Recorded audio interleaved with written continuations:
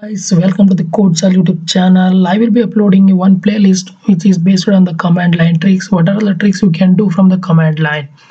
In this video, I will be teaching how you can open a file from a command line into the Visual Studio. It will be helpful to open or create a file from the command line directly. It will be rendered in the Visual Studio.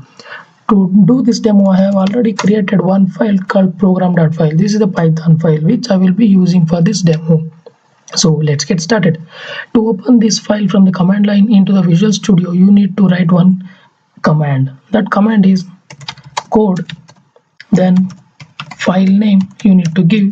It will automatically open this file in the Visual Studio. As you can see, this is the file Python. I have some code inside that file, which suppose if you want to run that file, as I have written the Python file, you need to have a Python interpreter before running this. I have that already. To run this, I can use Python and then program.py. It will display the message. As you can see, hello aliens, welcome to the Codesal YouTube channel. In this way, you can open a file from a command line into the Visual Studio. I hope you like the video. Do subscribe to my channel, share the video and like the video. Bye.